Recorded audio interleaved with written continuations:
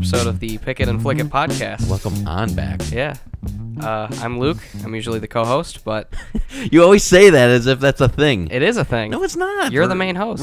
We're hosts together. Okay, whatever you say. This is our podcast, right? Not just. That's Vox. Hi.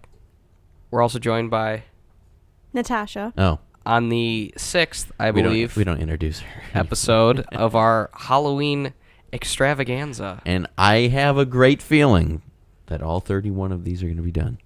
We said it early on. We're going to do it. We'll see. Fingers crossed. Don't get your hopes up, people. So, we discussed, or are going to discuss, we just watched the 1985 cult classic, Reanimator. Is it a cult classic? Like, is it Yes. officially, it's key to cult classic? Yeah, Okay, yeah. all right. Absolutely. Just wondering. Absolutely. Just wondering. So, this was my pick. Yes. Finally one of yours after doing 3 of mine in a row.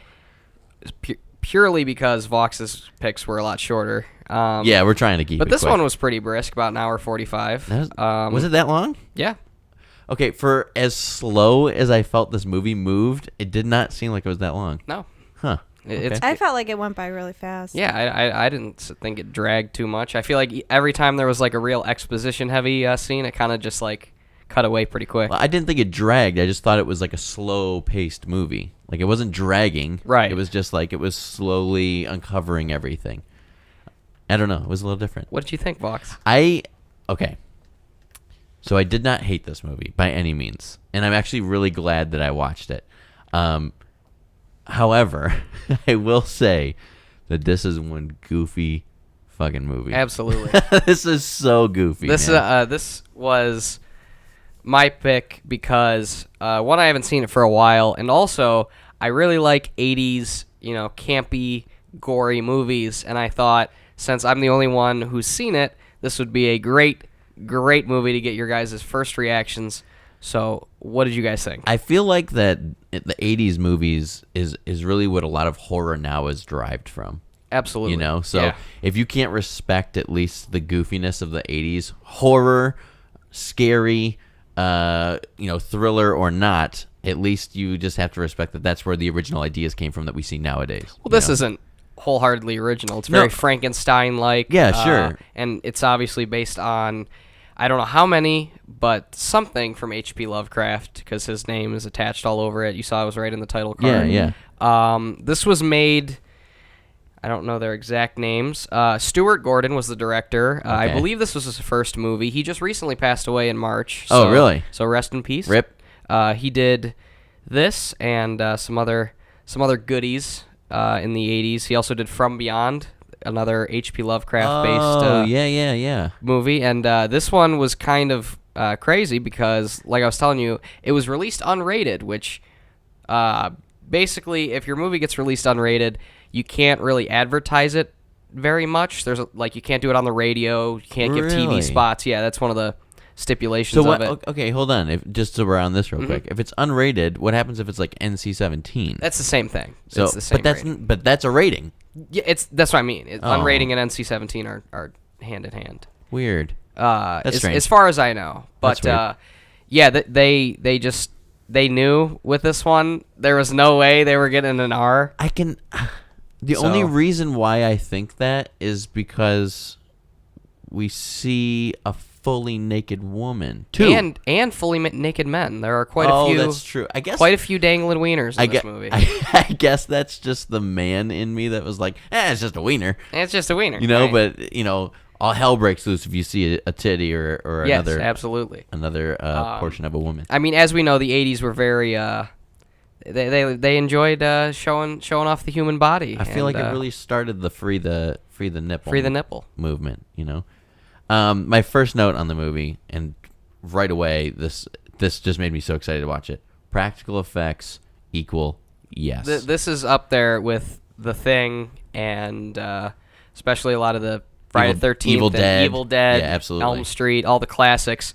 This should be. I'm surprised it isn't really discussed as much as those, because the practical effects, even now, 35 years later, still look pretty damn impressive. So cool, man. There's a lot of really cool effects in this. The other thing that I kind of wanted to say, though, is that you said why it's not talked about is because it wouldn't be a niche cult classic if it was talked about so much. That's true, So yeah. it would kind of defeat the purpose of calling it a cult classic in a movie. Yeah, because people, I don't know. I feel like people typically think horror movies are like scary. I didn't really think this was scary. I thought it was more like cringy. Not cringy, like, not cringy in the fact that, like, this is bad. Like, cringy in the fact, like, when he was biting off the guy's fingers. It's hard to watch, yeah. When the guy's eyes were being, like, popped out of his head and everything. And that was, like, cringe-worthy, I guess. The old lady just gets drenched in blood that squirts at her. Oh, yeah. And that's the thing, too, that I've mentioned in previous episodes. So if you've been listening along. Which you should be. Yeah, right. This is the horror that I'm telling and that I was, talking about. And I think again, to bring up Trick or Treat, it wasn't horror for me, This was horror. No, not scary, just fucking gruesome. You like body horror stuff. I think I like the gruesomeness, the stuff that, like Tosh said, it kind of makes you cringe or you're like, oh shit, can you imagine that? Well, yeah, I mean, when he spoilers, of course, for the entire movie. I love how we always say that, like 3 minutes in. Yeah, way into whatever. the show. Yeah. But I feel like if you're listening, you should know that. Plus, the movie's 35 years old. Yeah, so get with the program. If you really care, come on now. It's on Shudder. But even like when he decapitates Dr. Hill, like you just hear all the squishes and the shovels, and it's like just absolutely really good disgusting. sound effects there, buddy. Really good. I really appreciate it. I'm going to chop that up and use it. Nice. I'm just keep going down my notes as I always do. Some free Foley for you. Dude, the opening roll, again, we don't see that a whole lot in movies nowadays where we get an opening scene and then the credits roll. We talked about that last time with the Dawn of the Dead. It's the same thing. We got an opening scene and then the opening credits. So which is weird to me that they don't, because like it's literally the most perfect way to drop you into a situation. Like, they don't explain anything. No. It's literally West is in the room with the guy. Something's wrong with the guy. He just brutally dies. You understand instantly what's going on. Yes. Something's wrong. That guy has something to do with it, and he fucked up on something. Yeah, and title sequence. The title sequence was really well done. Yeah. I put really shit opening roll because it's one of those, like, wow. They were trying to be progressive as fuck with this. All, the different colors overlaying with each other. And it's just really bad anatomy, like, of the brain. And the score is, like, almost exactly like Psycho. Well, like you were saying when you mentioned we were watching the movie, it's like a jazzed up, like, it's like faster paced with like a little bit of skippy drums. From the little research I did, apparently the composer said he did that on purpose. He wanted to take... He used the Psycho score as like a base and added on to that. I didn't mind it. I don't know how that is, if that's frowned upon in music. You would know more about that than I would. We'll see. Well, we're not going to get into that. That's a whole different thing. But like sampling or inspiration from an area is a gray area. But I thought it was like the opening theme for Friday 13th 3, the like the disco sort of theme. It reminded me of that, where it's just kind of groovy and just like gets you into it. And that's I'm glad that you brought that up too. When was the first Friday the 13th made? 1980. Okay. And what else was released in 85? You mean horror wise? Just big. Well, Back to the Future, like good movie wise. Okay. What year was the first Halloween made? 78. Okay. So my point to this is this, and I always comment on this. The music and the score in this movie was shit. Really? I did not like any of the music that was going on in this. And the entire time, and that's why I asked while we watched the movie, like, what year was, what else was released this year? Because there are so many, like, the score from Back to the Future compared to this, oh, man, knocks it out of the park. And I know even, like, the footage or the quality of the film was a lot better in Back to the Future, but like Luke was saying, there was a higher. Well, then again, this had the budget, right? I know, $900,000 that had like 18 million. So right, and that's in 80s dollars. So, but I think if they not even changed anything in this movie besides the music, it would have made it like 2 points higher on my list. I'm telling you, because I feel like there should have been some really, really good eerie music in this, and it was not there. It was a big missing part. I don't know. I feel like if they added eerie music, it would make them seem like they're taking themselves too seriously. And you can tell they are not taking themselves too seriously. Yeah. But that's the kind of quirkiness that I liked. The story is not taking itself real seriously, but I feel like I don't know. I guess I'm just a music guy. I focus a lot on that, and I really wish that was a better thing in the movie. I guess that was one of my dislikes. If we're gonna start rolling down the 3 and 3, God, the acting was bad in this movie. Yeah, that's my number 2. I haven't seen this movie in full in a long time. Like, obviously, you'll see clips of like Dr. Hill's head. That's like probably besides like the green vial of whatever. Yeah. His head is definitely like the most iconic thing, and I forgot how bad Meg was. Like, she is just awful. There is not a single good actor in this movie. I think Jeffrey Combs knew what he was doing. Yeah. And he hams it up on purpose. Oh, yeah. And I think he is excellent. Do you know who the security guard is by the morgue? He was the only good actor in this movie, if you want my He was the opinion. only sensible one, really. He was just himself. He's like, oh, what's bad up? at his job. Yeah, that's true. He was. But Jesus, I mean, the acting was atrocious in the movie. The lines fall flat. There's no emotion whatsoever. I feel like everyone in this movie was a fucking creep, including the girl who plays Meg. There's nothing to hold up on any of the lines. Well, what's the main guy's name? Dan or whatever? Yeah, Dan Dan Kane, he played by Bruce Abbott. He gets thrown into a wall, and then whatever. I don't even know the guy's name. Wes, right? Yeah, Herbert West. Yeah. He wakes him up, and he's like, oh, and he's Meg, and then all It of a was sudden real he's completely dramatic. conscious. Yeah, he was just alive. Yeah, and ready to go, and it was just That was bad. yeah. He was ready to go as soon as he woke back up. We had mentioned it already, His but the love practical awakened him. the practical effects are amazing. But what aren't amazing is the set designs and just the way that some things go off without like any explanation. Yeah. Why was the light in the basement scene when they're attacking the cat swinging? Oh, I loved for that. so long. Oh, that's great. No. Because the cat was hitting the light. No, it was running around, and the It cat was wasn't dead. running. They were throwing it around. they they were- were hitting it. And the cat was dead, though. And I don't know. That went on for so long. My Well, they eyes did that started on to hurt. purpose, and Of course they did. Yeah. Of course they did. That's real hammy. Okay. It's just I would say of all the things in the movie, I think the swinging light bulb is the least hammy in my opinion. no for set design. Okay. For set design. Okay. Not talking acting. I don't know shit about a medical about what a hospital should look like. Well, that wasn't to even the point hospital. where It was in the basement It of was this. in the morgue. A lot of this movie takes place in the morgue. When I'm you think talking about about the swinging light in the basement, though. No, I know. At We're at the their house. yeah. It's just, With the one poster on Or in the his bedroom. apartment. yeah, I of course. remember, Yeah. Or whatever it was, the apartment. It looked like a house. Yeah, it was definitely a house, but he called it an apartment. Yeah. That was my last note, because after that I was just like, okay, You were in. I've got to finish this. You got to see where it goes. And I mentioned it. Not that this is a good movie, but I need to watch the second one. And if that one holds up, then I'll watch the third one. I'd have to look, but I know, like I said, Jeffrey Combs is in all three of them. Okay. He ain't going nowhere. That's I good. think, Dan comes back for The second Bride, and Well, I would hope so. Well, yeah, but I'd have to look to see if Is the Meg I would comes say is back. the girl who plays Meg comes Yeah, back? let me. You don't think it'd be right in the top? It's a new actress. It's just a totally It different might- it person. might be. Hey, you know what? Back to the Future did it. Yeah, with Elizabeth Shue and what's her Yeah. fuck? So I don't know. The one that Yeah, it didn't do as everyone well. forgot. Yeah, didn't do as well. Claudia Wells was the original. This isn't a discussion about Reanimator. I'm sorry. Yeah. We're a podcast. Back to We're the a Future is movie my favorite podcast. movie. Okay, give me a minute to talk about it. Yeah, we just ramble for a little while. It's okay. That's exactly what this is. Tosh, what was your 3 ups and downs, or if you want to double up on whatever?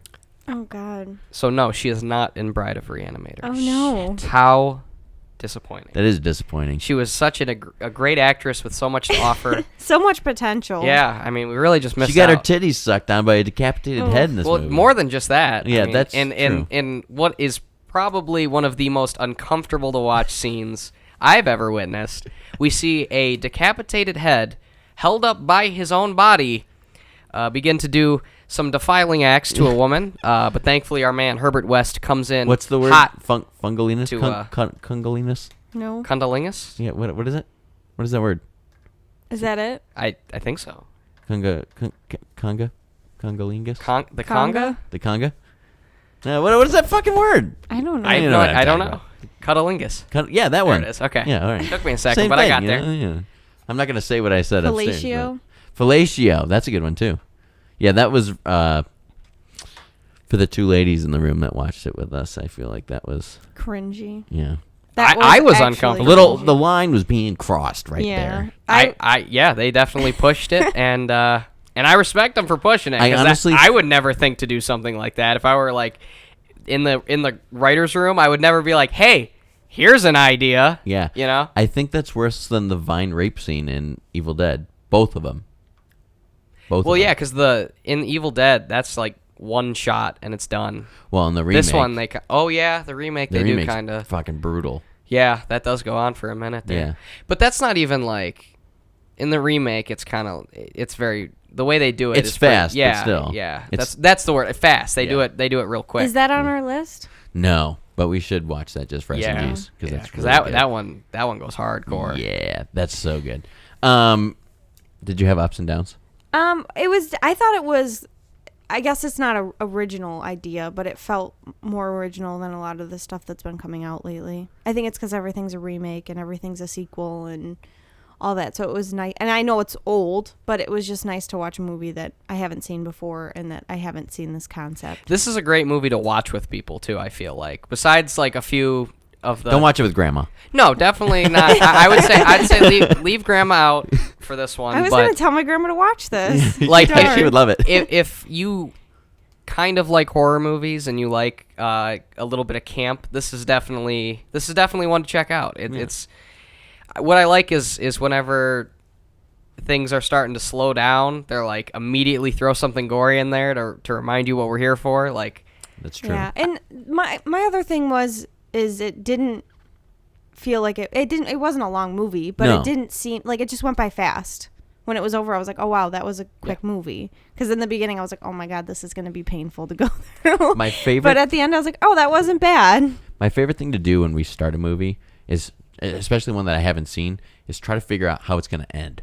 Oh, I hate doing that. And I had no idea where this was going to go. No, you have no idea. And the ending still surprised me. I was like, that is not what I expected. I forgot how quick it was. It was literally like on the table, syringe, done. Yeah. I did like how when it fades to black, all you see is the like the light of the goo. Yep. And Good then stuff. The scream at the end too is always Just a nice little nod to the hey. A little bit more funky music, and we call it a day. Yeah, that's right. Roll the credits. All That's done. another thing that's crazy is because the movie's like I feel like it's more dark, or the film's not as bright. But then there's that green goo that just is. It's very hypnotizing almost. Yeah. Well, that's what I was saying. Is like how many glow sticks did they go through to make it that bright? Yeah, I'm not even sure what they used for it. Because it reminds me of the insides of a glow stick. That's all it is. Do you think they added it in after? No, that definitely had to have been I didn't see any CGI effects or no, any there was no computer way. effects. I mean, there was some at that time, but still, I don't think with the budget. Oh, they can't like edit it to look brighter or anything. I don't know. I also was reading that person. after the man's wife, Dr. Hill's real life wife, saw that scene, that she like really wasn't happy about it. I wonder why. Yeah, no kidding. Like, no shit. That guy was such a fucking creep. He played that part so like he really had a Christopher Lee kind of Peter Cushing thing going on where he's got that I said when you said Christopher Lee, I was like absolutely, but also mixed with a Star Wars character and Peter Cushing. Yeah. Oh, is that who that is? No, that's Grandma Tarkin. That's, but yeah, a little bit. Yeah. No, I was thinking the alien, like you said from episode 3. Right. Yeah. No matter how bad the acting was, he still did a good job of making me uncomfortable. He's probably the best actor. Yeah. At least in terms of his character. I don't know. I'd have to see him outside this movie now because I think that's how he is all the time. Well, he passed pretty soon after. Yeah. Right. Well, how old was he? Because, I mean, you imagine a 60-some-year-old dude suckling I think he was. Hold on. Suckling on your nit bip over there, you know? Oh, he was only 54 when he passed in 91. So. Oh, wow. So, yeah, he would have been, what's that? I don't know, 6 years? Mid-40s? Yeah. Yikes. Ooh. He looked old. Yeah, he did. He had a rough life. Yeah. What else was he in? I don't know. His IMDb picture is literally from this. Oh my god, I love it. I mean, that was a great effect, dude. Yeah. They have this severed head on like 4 different tables. Well, because what do they? What does he stick in him? Is that like a thermometer? No, the it's receipt. it's like thing. it's Oh, like the a receipt note like puncher. needle. Yeah. Yeah. He just puts that in the box, sticks his head on it.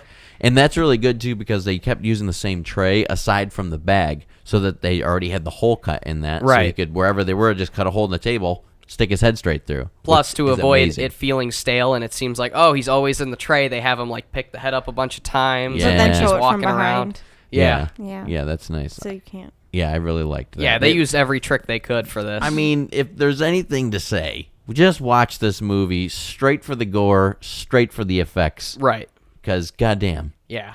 this Well, is that's the great. other thing. I feel like scary movies nowadays, they use so much CGI that you can tell, and it makes it. It instantly dates the movie. Yeah. When you start using CGI effects on like blood and splatter and stuff like that, it doesn't do much for me. It really kind of like shows like, hey, we didn't, really even try.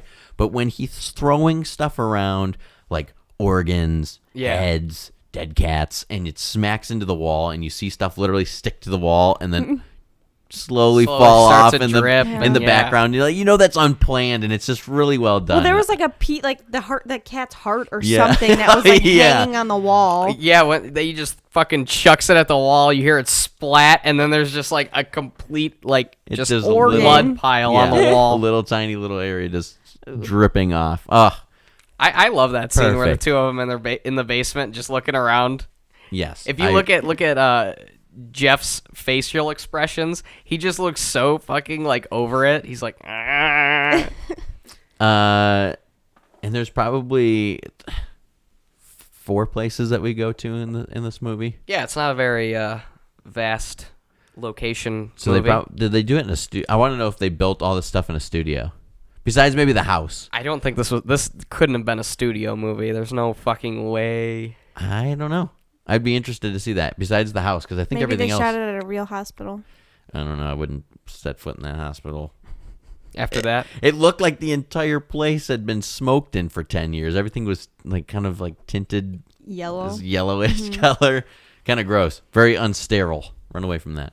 yeah. So, Luke, give us a rundown on how we rate the movies around Well, here at the completely professional and very, very important podcast, Yes. we both rate movies on a kind of thumbs up, thumbs down, pick it or flick it basis, but we also give you an out of 10 score just in case you need a little extra. here.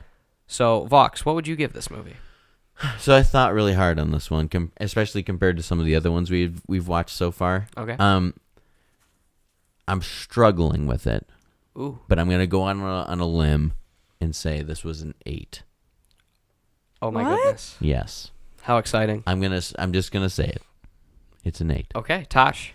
I would say a 6. And would you pick it or flick it? You got to pick this one. Okay. I'd pick it. You have to. Another unanimous pick all around, boys. Well, what's your Oh, number? I'd give this an 8 as well. Oh, an 8? That's why I was so excited. when I Oh, just- no shit. Yeah, Okay. yeah, I love this movie. It's All a right. classic. I was struggling real hard because I originally was in the 6 area. Okay. And I was like, you know what? I think I gave Truth or Dare a 4, if I remember correctly. Yes. Truth or Dare? Or not Truth or Dare. I'm sorry. Would You Rather? Which is like the same The same fucking- movie. It's the same thing. It's the same stupid shit. So sorry for spoilers on that Oh one, my but god. It's the same Oh thing. my- So I was like, maybe I'll go like a 7. Yeah. But then I was like, no. For the way that this was laid out, not story-wise, not acting-wise, just the way that this movie was, had to go an 8. Okay. Had to do it. I respect it. Please watch this We'll movie. have to come Yeah, back and you should do definitely Bride watch of it. Reanimator. Yes, we should. So, could you say that I have turned you into a Reanimator fan? It sounds like I have. A Re-Animator, you Whoa, might say. okay. All right, thanks for listening. Goodbye. All right, have a good night. Luke, give us something positive. Some of the best gore effects of all time. Okay. Well, I know you meant like as a something closing, else. yeah, but, read a book. But stay in I just school. wanted to say it again. Okay. This movie is great. Tasha, All these Halloween puns are totally irresistible. do you write these before the show? No, I Google them. Okay. Have a good day. Oh, wait. I didn't say it last time. What did you say? Like, comment, and subscribe. Oh.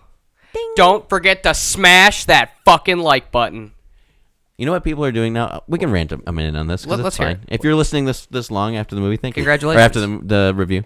Well, now I gotta look up another pun to say. No, you're all done. Right, like chicken nuggets in the comments. So I'm we know you sick did. of hearing people saying it's the little red box below the video. Listen, how long has YouTube been around? We fucking know what the subscribe button is. What is the subscribe button, Vox? I'm not sure. No. What does subscribing do? Yeah, what does that do? Well, What is YouTube? He's getting overwhelmed. now I'm getting a little anxious over here. I'm hoping that one day we can monetize. That'd be fun. I think we swear too much. Yeah, But but fuck it. that's right. Fuck it. Yeah. Bye.